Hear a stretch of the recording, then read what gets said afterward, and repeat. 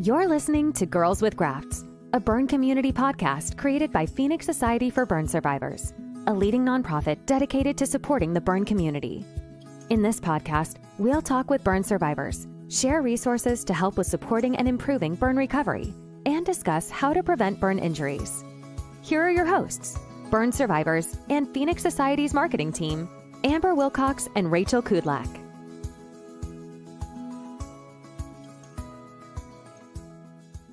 Hello and welcome back to Girls with Grafts. I am Rachel Kudlak and I'm one of your hosts, and I'm joined today by my lovely co-host Amber Wilcox. Hi there. I'm so excited that we're back for yet again another episode of season 2. We've had some amazing guests so far, and we're so excited to be bringing another new guest here on the show today. Rachel, I'll let you introduce our new guest and we'll get started.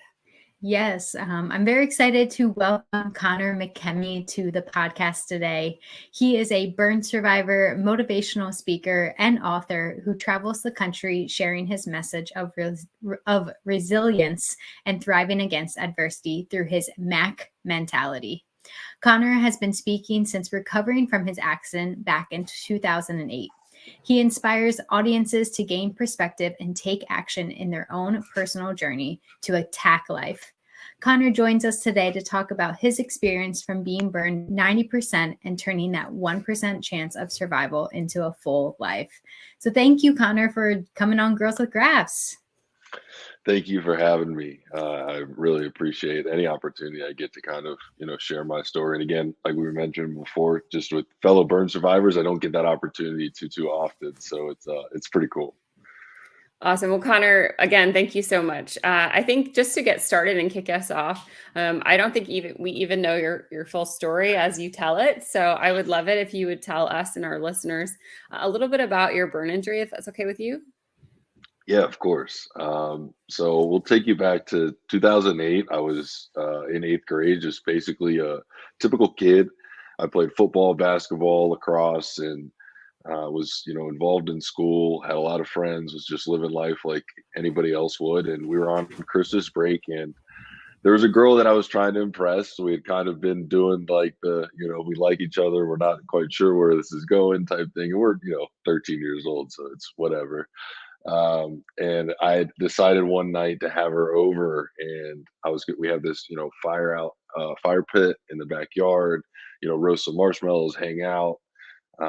In my mind, it was going to be a perfect night, and it was going to be like, all right, we're either going to, do this or not. And, as I was getting the fire prepared before she came over, I was really struggling just getting it to start. It was something I had done, dozens of times before.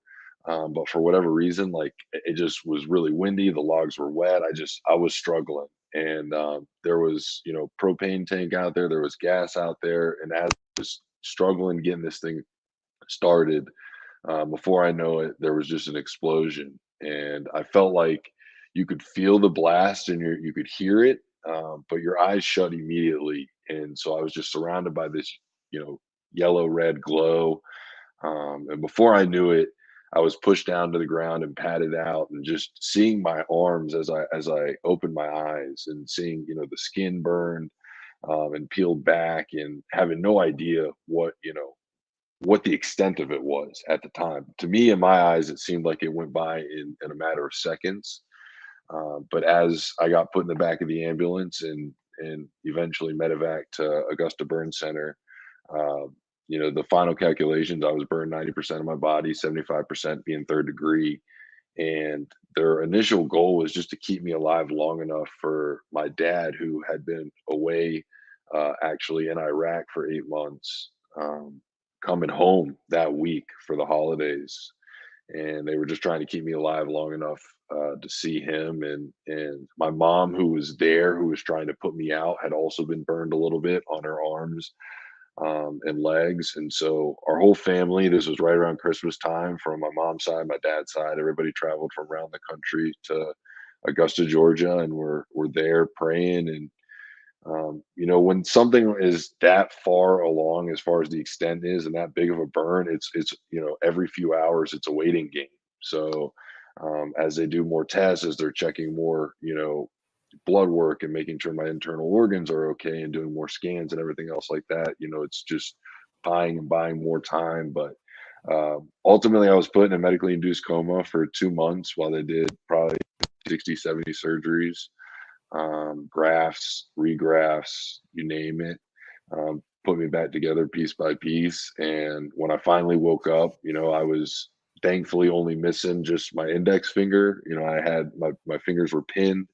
I lost probably 40 pounds of just weight, from not moving and recovering. And so I was about 6', 6'1", and like 130 pounds, I think, when I was, at that peak in the hospital. And I really didn't know what was gonna, happen. I think they told me, you're probably not gonna walk again. Your life is gonna look a lot different than it did just a few months ago.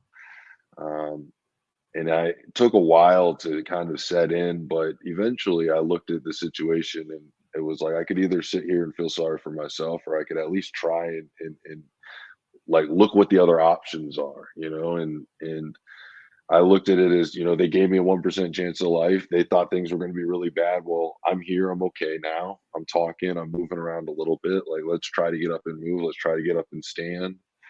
And I still remember the first day, like standing up and just feeling the amount of pain, just because my feet were, are covered in scars from top to bottom. And it's not comfortable. And it was something I never felt before.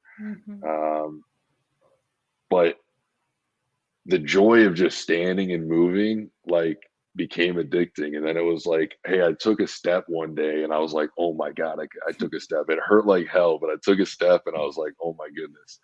And then the next day it was like, let's just try to take 2 or 3 steps. And before I knew it, I was able to deal with this pain, because when you're in the hospital for a long period of time, or even as an adult or anybody, like, you deal with daily pain. We all do, in many different ways. It could be our knees, it could be our backs, it could be whatever. These were just, my scar bands. This was my new situation. And that pain became normal to an extent, and you were used to it. And again, for me, the joy of moving around, the joy it brought to my nurses, my family, people seeing me just trying to get up and change my situation, like, that made me want to keep going and deal with what ultimately became that daily pain. And like, even today, even now, I still deal with it. It's like rocks are in my shoes when I'm walking around, but like, I'm used to that. And that addiction of just trying to walk a little bit further, get a little bit further, that became, all right, now I want to go back and play sports. And I couldn't even run. I couldn't move. I was still like maybe 140 pounds at this point. I was in the hospital for about 5 months. So from December to May. And you were 13, right? Did I get that right? Yeah. I was 13 and then I turned 14. So I was able to walk at my middle school graduation, which is really important to me. And walk, like physically walk. I think that was like my goal. That was my, original goal. And once we were doing that, it was like, all right, what's next? And high school was starting. I wanted to play sports again. I wanted to get my life back. And being 13 and having a burn injury, I'm sure it's a critical time in your life, and that's difficult, right, to kind of overcome as a teenager. It was tough. It was tough. I mean, I think for me, the hardest part was obviously the physical appearance aspect. I think I was dealing with the pain and the recovery as an athlete would deal with an injury. It was like, you either get better or you don't, is all I really knew. So I, knew if I was just sitting around and I wasn't rehabbing, I wasn't putting in the work, like I would never be able to walk. I would never be able to see that change. But it was always a battle with, for a good year, even when I was out of the hospital, like standing in front of a mirror and just brushing my teeth. I would brush my teeth in the shower. I would comb my hair, like, while the mirror is still fogged up, get ready, all that stuff like that. That to me was the hardest battle, but I was able to find my confidence in trying to go back and play sports. And that was always like my little avenue. And when you think about lacrosse, like, the beautiful thing about lacrosse, football, and some of the other sports, they're helmet sports. So I got to put on that helmet, and you wear enough gear that it's like people didn't know, like, you wouldn't know. I have gloves on my hands. I got, I'm wearing leggings, I'm wearing, garments, so my skin's protected. So you really wouldn't know until you're up close. But at that point, if you're up close, like, I'm usually by you and scoring or doing something else. And like, that to me, like, was my sanctuary for the longest time. and your friends and your teammates and the people that are there, it's like they only know you as that person, so they don't know what you're dealing with physically all the time. But when you're there and you're having fun and you're contributing, and for me, I was having success early on, even my freshman year, like it gave me so much confidence. And then it was easier to see myself in the mirror, because what to me was such a what I looked at as such a detriment, right? Like my scars on my face and being able to stand out and all these things, like I was like, man, but look at what we've done. Look at where we've come. And it from 1 year to 2 years, 2 years to 4 years. And like, as we've gone, now I'm at 14 plus years since my accident. And it's like, it's a token of pride. And it's something that, I'm not ashamed of anymore. I wear with a badge of honor. But I know it was probably the hardest thing I dealt with. I think a lot of people assume like regaining how to walk, regaining how to, go back and run and play sports, but again, I was an athlete. I've always been an athlete. And like that's all I knew. It's like, if you're hurt, if you're injured, if you're slow, if you're not strong, like you get in and you put in the work, and like you can find outcomes. Like you just put in the work, you will find outcomes. That to me was, you see it all the time. It was easy, but nobody had like, how do you deal with looking in the mirror and like accepting that person? And the most normal people deal with that. Everybody at some stage in their life or currently deals with that. And like, I was having to deal with that at a very young age, when you're already insecure, where you're already trying to figure out who you are. But I was really very fortunate to have, great friends, great support system, people around me, and a community that really supported me, that allowed me to just not feel like those eyes were on me. It made me always feel like I was part of this group. I was just Connor. I was never, an outlier. And so for me, really the scariest thing was probably going to college and going to a university where I didn't have friends. I didn't know anybody, and nobody knew my story. And trying to meet people for the first time. And then I felt those feelings that I did as a 13 and 14-year-old again as an 18, 19-year-old. But again, it was a cool thing about having perspective at that age, and being able to see, the friends that I did create at High Point, are people that I'll have for the rest of my life, just like the people from my community in Fort Mill and Charlotte, are people that will be there for the rest of my life, because they're such a big part of this journey. And I applaud you for saying that about, being afraid to look in the mirror. So brushing your teeth in the shower, because I think that happens more than, the public may realize, right? Of like being afraid to look in the mirror and face what's in front of you. And so, there are difficult times where you struggle to overcome that, but it takes time. 100%. It takes some time. And again, for me, it was the outlets of sports. It was the outlets of friends. It was relying on other people, because at the end of the day, like I couldn't deal with this journey on my own. I don't think anybody can deal with any journey of life on their own. It's too difficult. There's too many things out there. You need to rely on people at times. And to have the support system that I had, from such an early point, when it was waking up in the hospital and seeing my room covered with pictures and cards and notes and gifts and, whatever it may be, people from all over the country, people just sending you stuff, people you never even met, people you don't even know, but people who hear about your story, and it matters. And so that was something that I always carried with me through my life, is like understanding that, you have the ability to impact people that you have no idea. You have no idea what they're going through or what they're dealing with or who they are. But, by showing up with a smile on your face and putting out, a positive energy and good energy and all those things, like it can make a difference. And this was before I could walk. This was before I could do anything.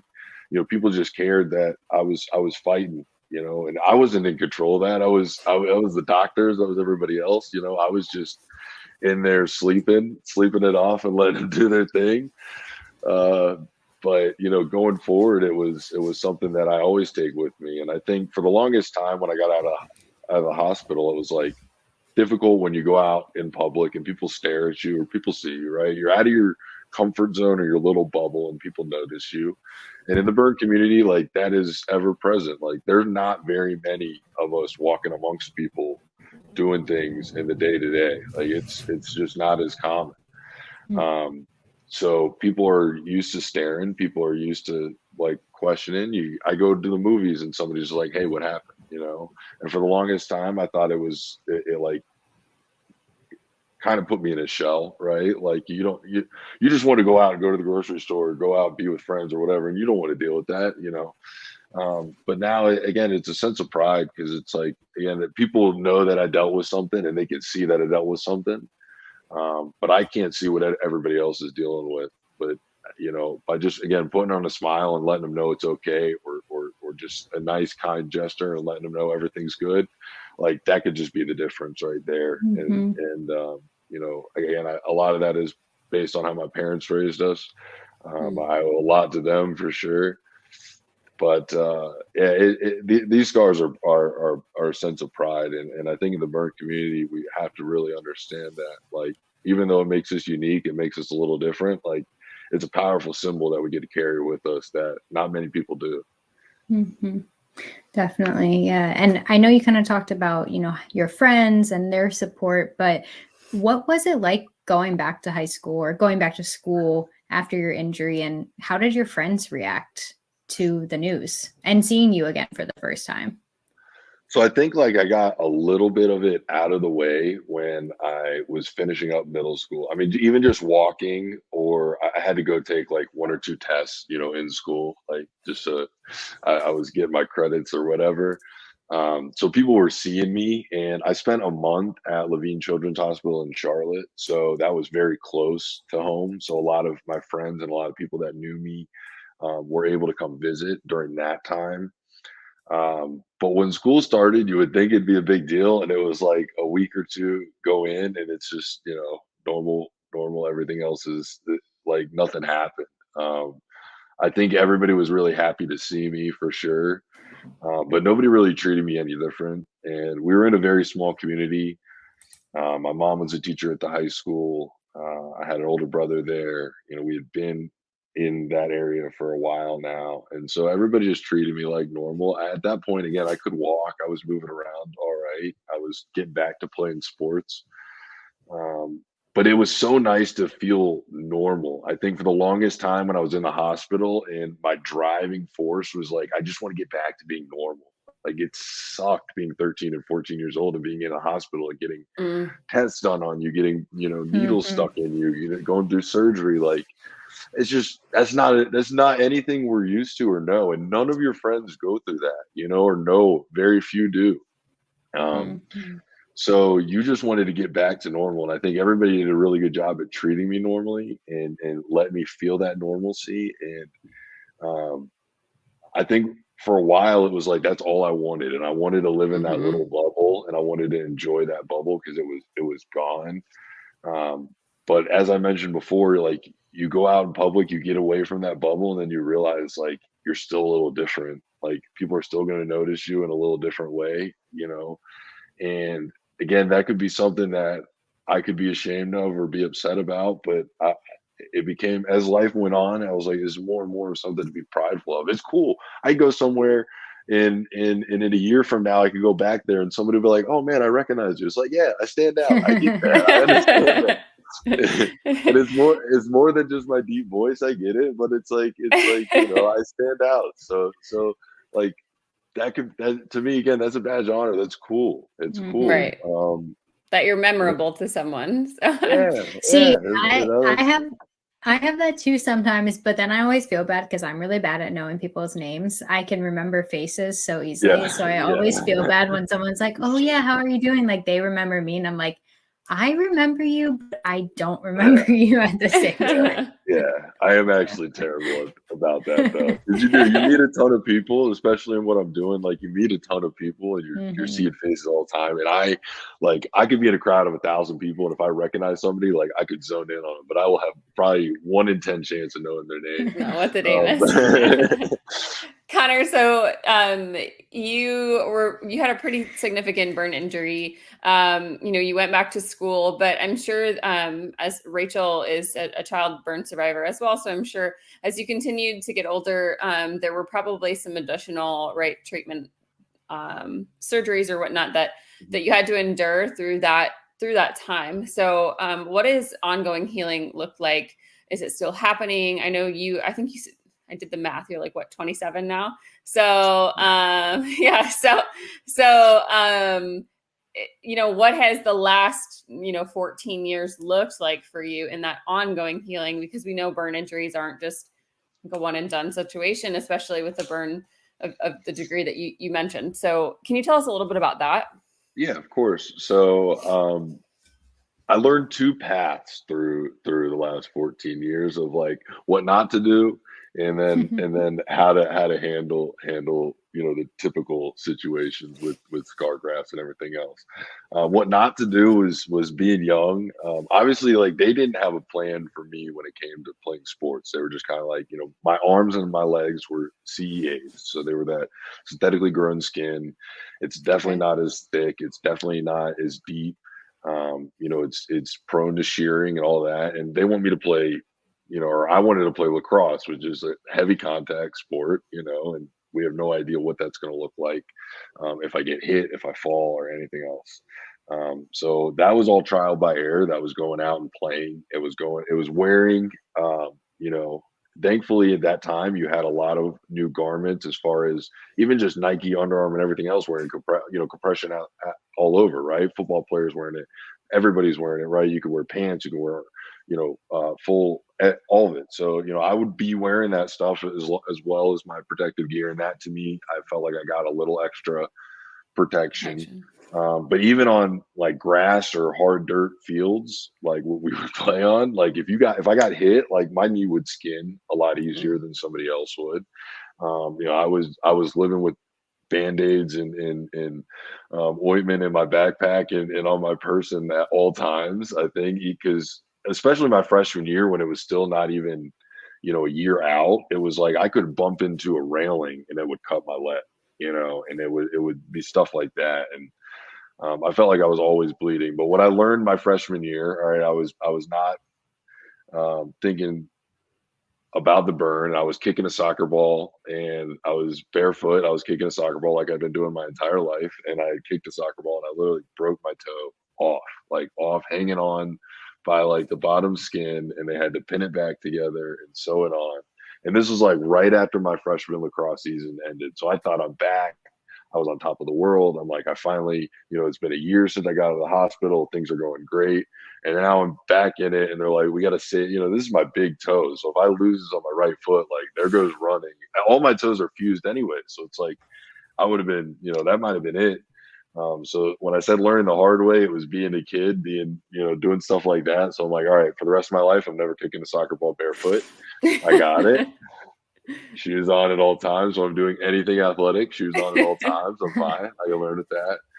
But then over the years, it was, laser treatments on my face and doing some Z-plasties on,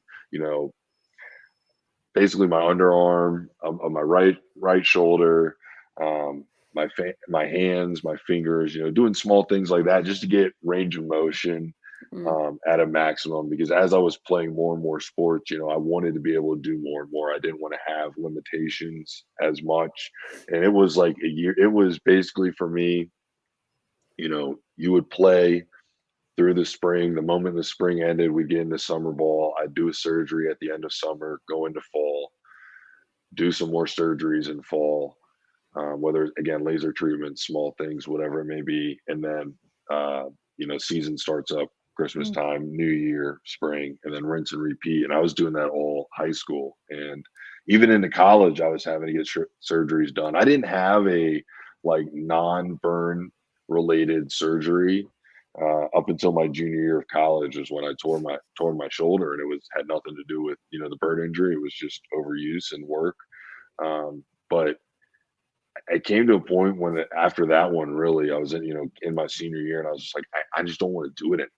I was tired of because you make a lot of progress, but like the surgeries that I was having done, it's like you're sitting down for another week or two, and then you got another couple weeks of rehab, and it's like you can't go back to your maximum until this time and this time, and it's like you're always building some momentum just to stop it or slow it down. But it was necessary. It was necessary. It was all things that helped at the end of the day. but I just got tired of dealing with that. But Mhm. now, fast forward a few years, it's like there's stuff that in the future I will definitely have to get done, probably. I still battle like with my right foot. I've gotten countless infections that have wound me back up in the hospital just because it's, again, a foot that is covered in scars that gets, a lot of open wounds, a lot of overuse. Again, you're playing sports, none of that stuff ever heals.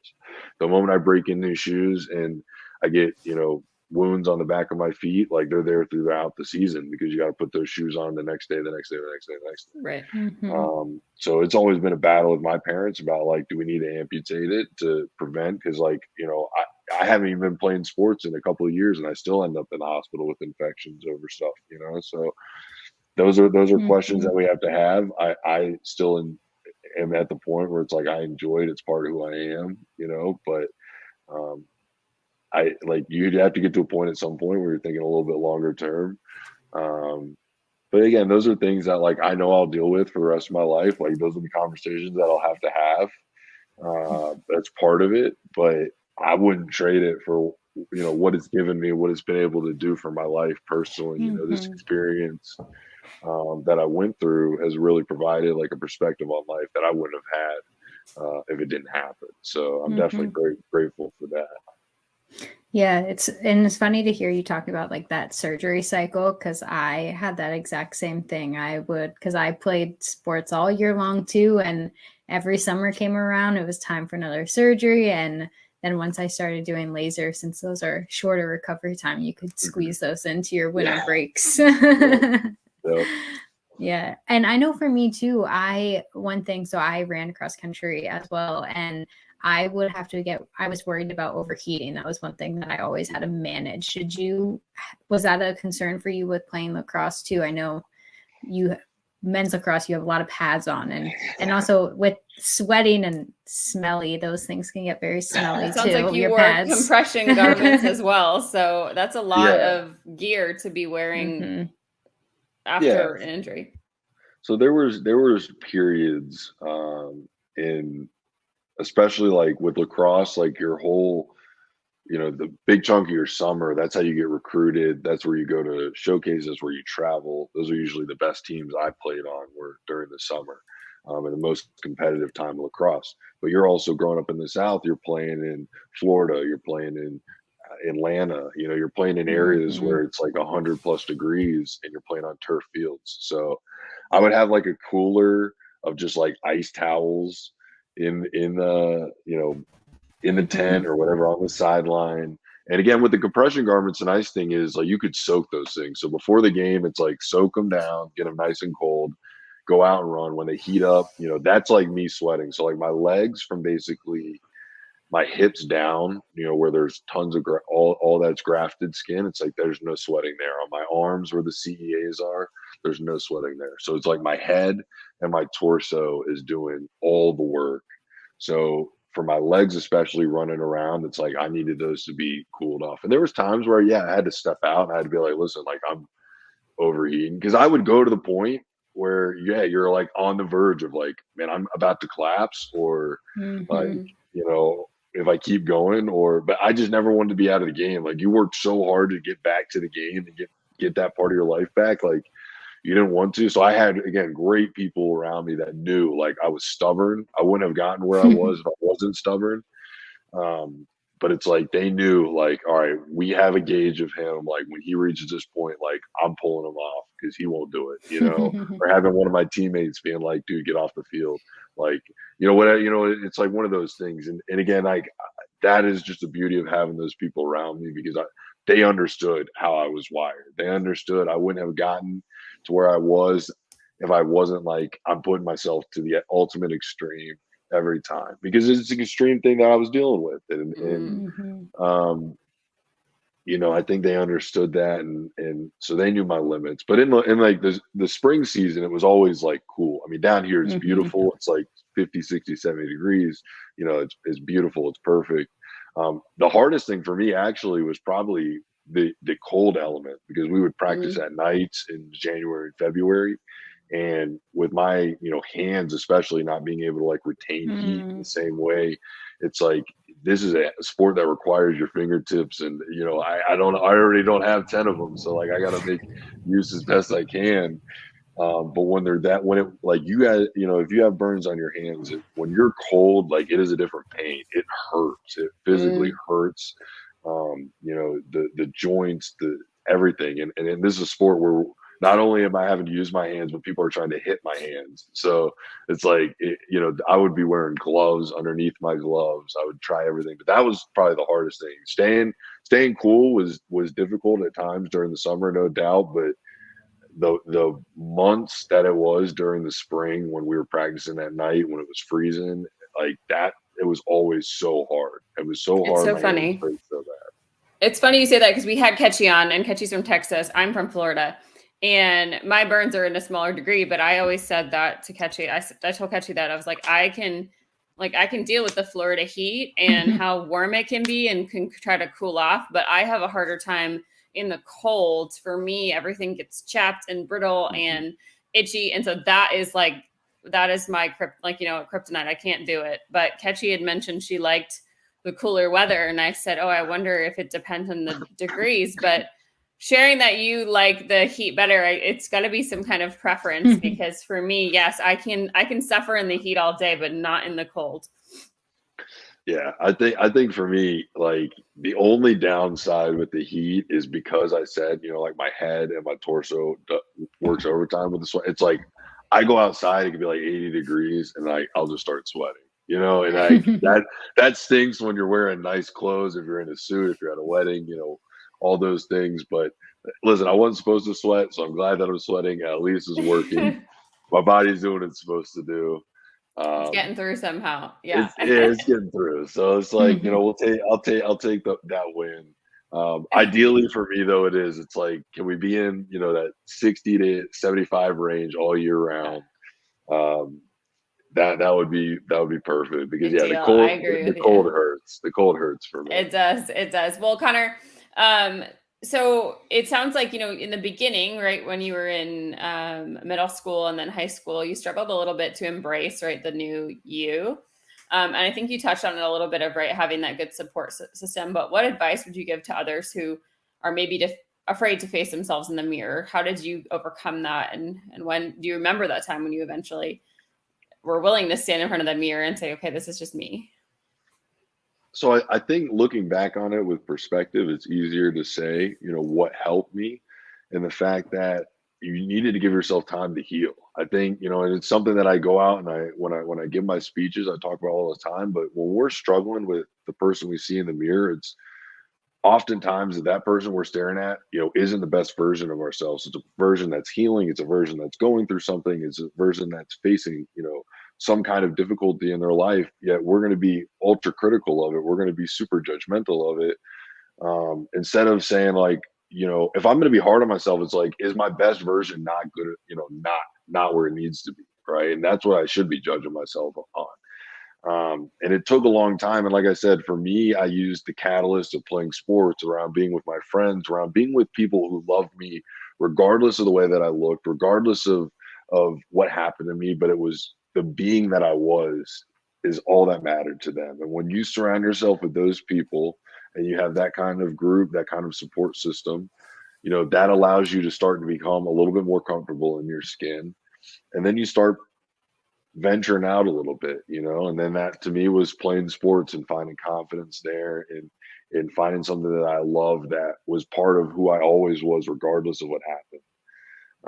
And eventually, that person I saw in the mirror, became more and more confident, healed more and more. And then I couldn't tell you a pinpoint, date when I was like, oh, I'm where I need to be. But I always I had a really important relationship in high school when I was a junior and senior in high school with a girl who went to a different school than I did, had no idea who I was before the accident happened, was what a lot of people would call, very attractive. She was a beautiful girl, very nice, sweet, and, all those things. But it was important for me that we had, such a connection where she didn't care that I was, burned. She didn't care that anything happened before the accident. She cared about who I was. And that to me was like the validation I needed at that point. And then when I go off to college and I'm with, a bunch of people that I've never met before, and you're making great friendships and great relationships there. It just basically adds on to that fact. And so it took time. It's periods of time where I was always feeling, there's periods where I'll feel insecure. It always happens. It will still happen. I end up in some pretty big rooms with some cool people, and like I'll still feel, a little like insecure at times. But at the end of the day, I know that there'll be eyes on me at some point. And like I said earlier, if I can put a smile on my face, if I can walk around and let people know like things are good, life is good. I have a lot to be appreciative of, like it sets everybody else at ease. And it took time to come to that realization. I think there was a huge chunk of my life that I think probably all of us felt where I was like, I wish this never happened to me. But it was, maybe it was later in high school at some point in college, but I know for sure now it's like I wouldn't change it for anything. Again, it's given me a life that I would have never imagined, I never would have dreamed of.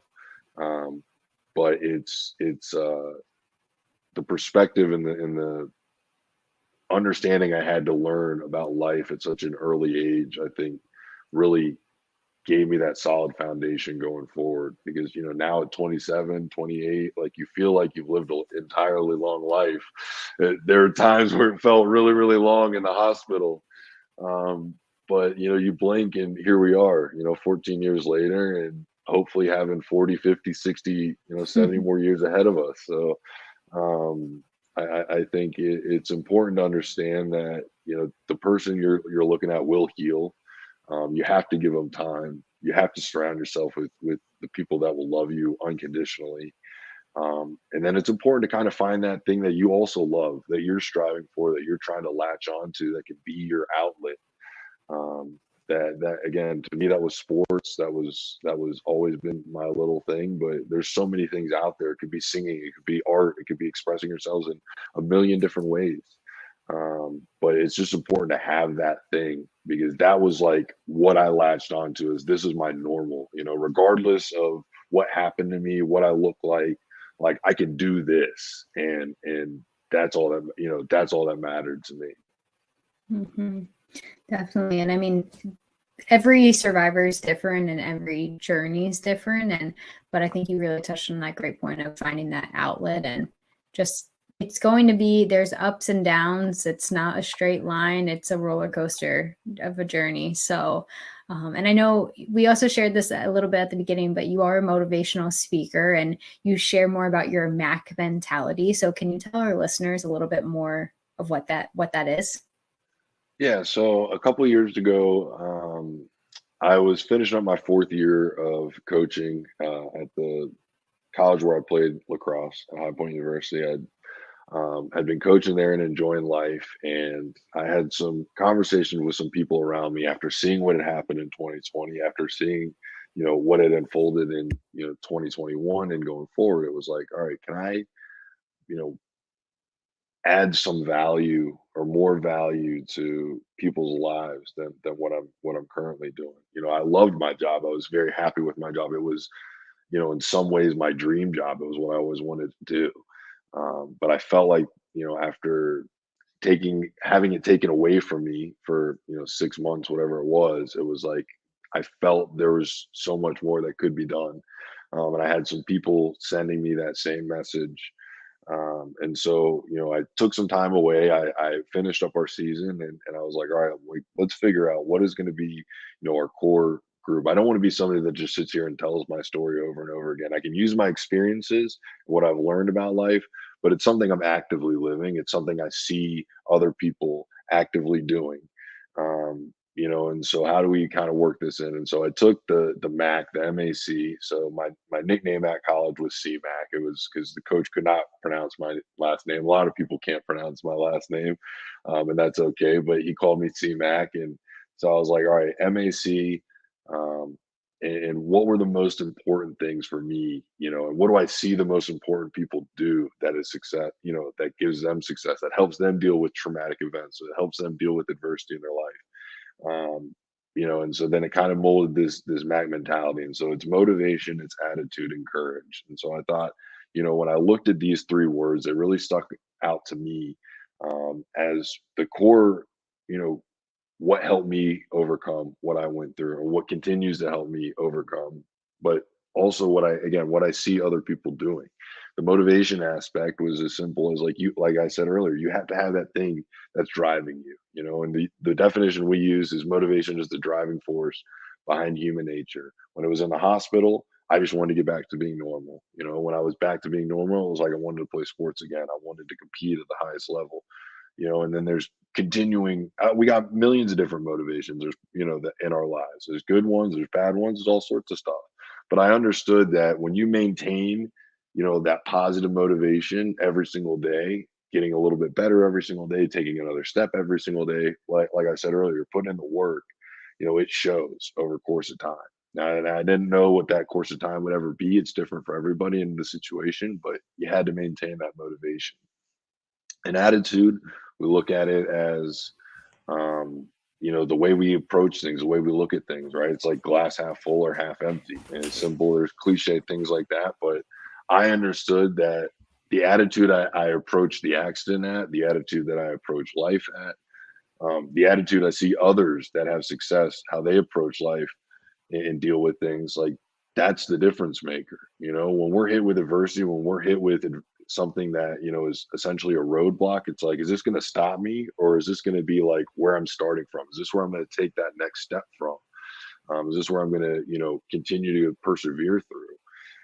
And so I looked at, like, attitude was so important because that was something that I felt like we could control. Motivation, I think we could control. All these things I think we could control, but attitude, I felt like from the moment we wake up, like, we can choose whether it's going to be a good day or a bad day. Now something's going to happen along the way that could either make it better or make it worse, but like from the moment we wake up, like, we have that ability to be in control of our attitude for the most part. And then courage to me was always the most important thing, because life is going to be incredibly difficult. It's going to come at many different points. We have no idea when it will strike.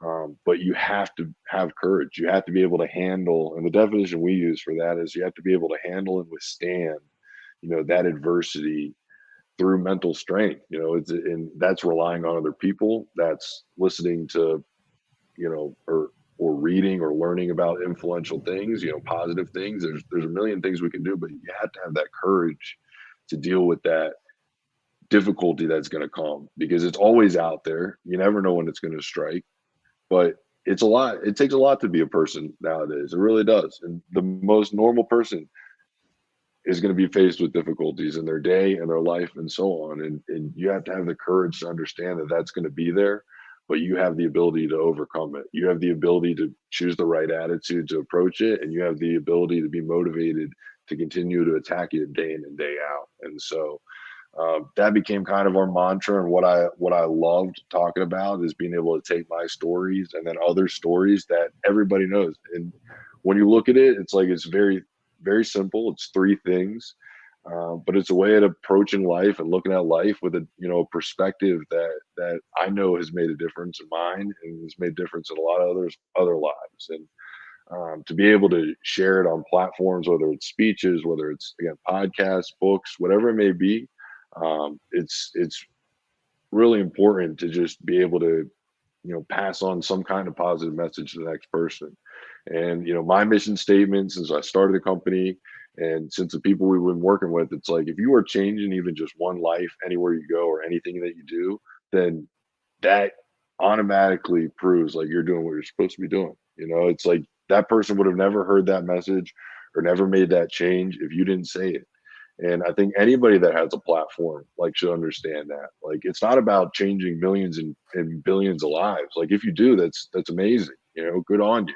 But it's like, if you're changing a life at a time with anything that you do, like, at the end of the day, you're going to change a ton of lives because it's going to be a domino effect. That person has now made a change in their life that could affect somebody else, and so on and so forth. And so I enjoy that element. I enjoy seeing people, or having that impact on people. I've enjoyed that, and I hope that we continue to do that for years to come. Well, that's absolutely amazing that you get to share your message. I think that speaking is a difficult thing, and so especially as a burn survivor, to be able to get up there and and share your message. That takes a lot of courage, right? So, speaking of books, I know you mentioned sharing your message through a book. You have a book coming out very soon. Can you tell us more about your book? And I believe it's called Life Ignited. Is that correct? Mm-hmm. Yes. So Life Ignited obviously had to throw in as many burn references as we can throughout. So just be prepared for the burn community, especially. There will be a lot of little references or things or sayings, but it's part of who I am. I've always embraced that element, but this is really kind of a collection of stories and experiences dating back from pre-accident all the way through my time in the hospital to where we are today. So it's kind of the coming to of how did we get to the MAC mentality? How did we get to being a speaker and doing all those things? But more so, there's a huge chunk spent in the hospital and those experiences. Growing up, again, I talk about dealing with, brushing my teeth in the mirror. I talk about coming to grips with loving myself, meeting friends, all those things. It's really a growing up story. I think that's what I have enjoyed about it. It's like being able to work on it for the past year or so, and go back in time and dive into some of these stories and talk to some of these people that were involved. It like has put a lot of things in perspective for me, but it's been an unbelievable journey. I'm really excited for it to be out. It is kind of going to be like, this is like, once you read that to me, I'm like, you're going to know who I am. It's my voice in there. It's me telling the stories. Like, you're going to know my life. And like, you're also going to know like what the mission is going forward, why we do what we do, why we're so passionate about sharing these stories and talking to people and making a change and making a difference. I think that's what this all encompasses. It's been pretty awesome ride. I'm excited. I know it's been a lot of work. It really has, but it's been a blessing. It's been really cool. My parents have their perspective of my time in the hospital in there as well. So that'll be really cool for readers to hear, parents to read as well, seeing what it was like for, a mom and a dad dealing with this situation. But it's cool. I put my heart in this thing for sure. I'm an open book. I always tell people it's like, I am a extroverted introvert. I like being by myself. I'm okay with sharing stories. I am very open, with the right group. But like, even when I go give my speeches, like I could be up on stage, I could go talk to thousands of people, I could handshake, I could, whatever. But then it's like immediately I just want to go home and sit inside and like talk to my friends, talk to my brothers, talk to my family members, my friends, like put on a show, like. So this has been like it's like this thing's going out there. This is this is me going out there in the world, and that's kind of in a way scary. But listen, I'm proud of it. I'm happy about it. It's going to be a big step for us going forward because it's going to allow us to have a little bit of legitimacy in our space. And so again, I'm excited to get this out to the public. It should be a few weeks from when this airs, so this will be really, really cool. That's awesome. I'm so excited to read it once it comes out. And we'll make sure your website is linked in our show description so followers can stay up to date and get their hands on that book once it's available. So, I mean, the book is probably taking a lot on right now since it's coming out soon. But aside from that, what's next for Connor? What's coming up?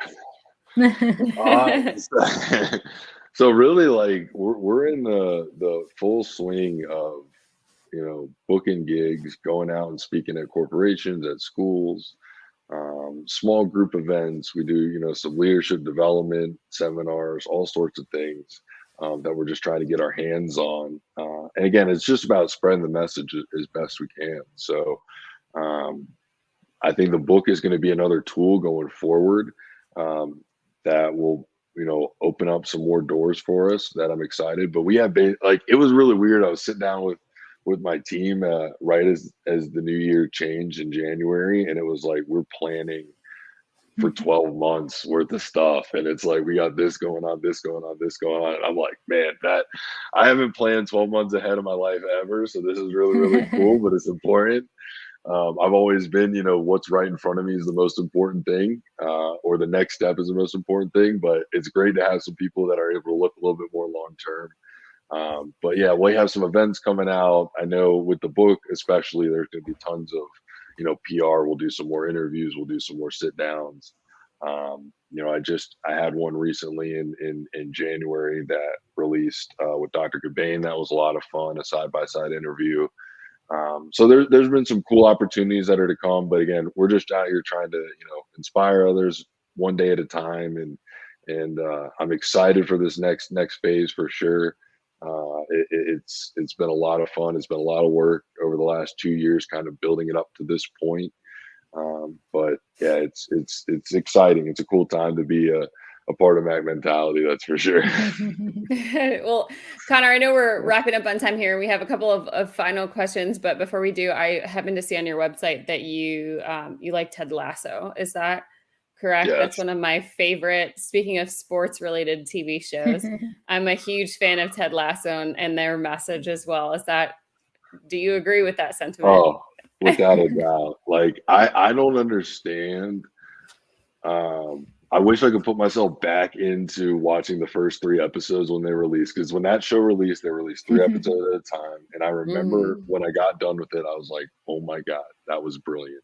And I've watched it multiple times. Yeah. And I've gone through, and for only having two seasons, there are so many great clips. There are so many great sound bites. There are so many great stories. Yeah.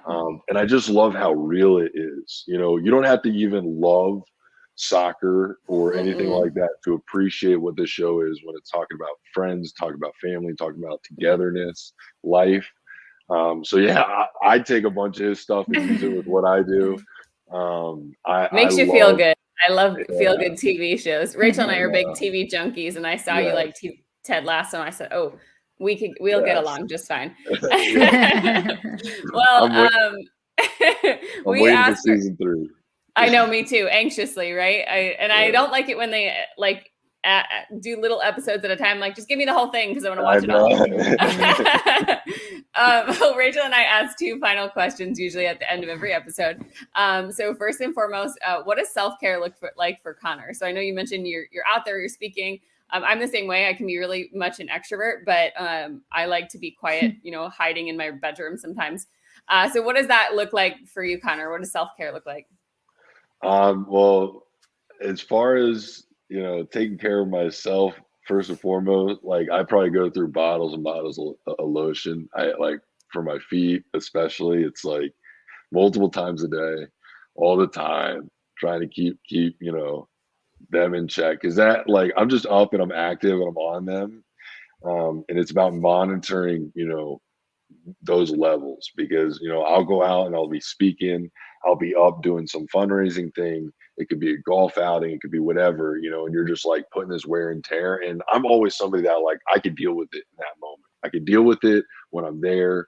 Even if you see me limping a little bit, like, I could put it through. But it's like when I get home and then the next day after, or whatever, it's like, man, I could be so sore. I could be so beat up. I could be like, I can't leave the couch. And it's understanding, like, there are going to be days, especially, and I have to be realistic with myself. Like, dude, you were burned 90% of your body. Like, you shouldn't be doing any of the things that you are doing. So, like, if you have to go and sit on the couch for a day, like, don't be ashamed of that. Don't be upset about that. Don't be like, wow, I didn't do anything today to get better. It's like, you did. You healed. You got better because you're not putting yourself at a bigger risk of injury. You're not putting yourself in more pain. You're not putting yourself at bigger risk of infection, all those things, right? So it's important about understanding, like, you're going to have to take what, we call them, when I was even a kid, my mom would call them, mental health days, right? You have to take, like, a day for your well-being. It has to happen. So for me, it's like having those in there between events, between, whatever I'm doing, it's important. If it's sitting in and watching, a whole season of a show, then that's what we got to do, But for me, it's like that. Plus, I love music. I've always been somebody that, like, the moment I wake up to the moment I go to bed, like, there has to be some sound on. I don't know why. I can't sleep with sound, like, tons of sound. I couldn't sleep with the TV on. It makes no sense. I couldn't sleep with TV on or music on. But, like, I need to be listening to music. Like, if I go put food in the microwave, I'll put on a song. Just just so I'm listening to something. If I'm doing work, when I'm writing, when I'm putting the speeches together, it's like playlists are on the TV. It's like that's like I love music. I think it's always been a great form of expression. It's a way for me, even since I was a little kid. It's like it's a way that has allowed me to express feelings and stuff that I can't even say. But like they do it a lot better than I do through their words, through their lyrics, through the music in general. And so music has been huge to me. So I use that as big self-care for me. Music and lotion, I would say, and taking mental health days. And mental health days. Oh, that's so important. I think that's so great because, I think I was the same way towards, the end of the kind of back half of getting all those extra laser surgeries that I was getting. I wasn't recognizing that I just needed a break. Right. And so like, it's really hard sometimes as a survivor to just say, you know what, like I need a minute. So whether that's taking a whole day or just taking an hour each day to kind of rest, I think that's so important. I'm a big fan of mental health days as well. So yeah, I love that. And our final question is, do you do anything special to celebrate your burniversary? And if you don't, that's okay too, but we always ask. No, I mean, we do. So like we call it the rebirth anniversary for us, for me, and it's December 21st. So it's always right around the holidays. So, whether it's going home and seeing, my friends from middle school, high school, the kids that still live in the area, being with my friends and family that still live in the area. Milestones for sure, like, 10-year was a big one, like doing stuff for that. It's important to just be around the people that, for me, have been there from the beginning. So it could be even as small as my parents and my little brother or older brother, right? Or it could be with some of my friends. I think what's been cool about the last one is I finally eclipsed, like, I've now been burned longer than I had been alive. So like that was important to me in a way. Like that was like I've been in this new body essentially for longer. But yeah, it's important to celebrate those things. Again, like for me especially, it was like I shouldn't have made it. I really shouldn't have made it. I'm incredibly blessed to have some of the best care in the world that was operating on me and looking after me, and a ton of blessings that were out of our control as well take place. So it's understanding that there's things in this life that are out of our control, but we got to appreciate those things. We got to give thanks to those things. And again, if it's being with people that I care about, or even just taking a moment to myself to be like, look, man, look what we've done in the life. And I look at it as, I think people do it with New Year's or birthdays or whatever, but it's another point in the year where it's like, look at what we've done in the last year, or however long, right? For me, I look at it as like, look at what we've done the last 14 years, look at what we've done the last 13 years, so on and so forth, man. And just try to continue to go, because there will be times where you feel like your life isn't technically, it's hard to see change sometimes, or hard to see it when things seem like they're going in the same direction for a while. But it's just another way to look at life in a different perspective and say, look how far we've come. That's something to be grateful for. Well, it has been an absolute pleasure having you on, Connor. If folks want to stay up to date, they can visit that macmentality.com. Any final thoughts for us before we close out our episode today? No, I just think, listen, I commend you guys for doing what you're doing. I think it's important to have a space for, burn survivors and people with scars to share their stories and express themselves, because again, we all have different experiences. Even though we were all burned, there's different levels to it. There's different injuries, and it affects us all in different ways. But just being able to share these messages, it can make a difference. And like I said, if we have the ability to make even change in one person's life, we're doing what we're supposed to be doing. So I appreciate the opportunity for sharing. Can't thank you guys enough for letting me be here. Absolutely. It was such a pleasure. Thanks so much, Connor. We look forward to hearing and seeing all the great things you're doing in the future. Thank you so much. Thanks so much for tuning in to this episode of Girls with Grafts. If you are enjoying this content, please feel free to rate, subscribe, and leave a review wherever you listen to your podcasts. This helps others find the show, and we greatly appreciate it. Thanks again for listening, and we'll catch you in the next episode.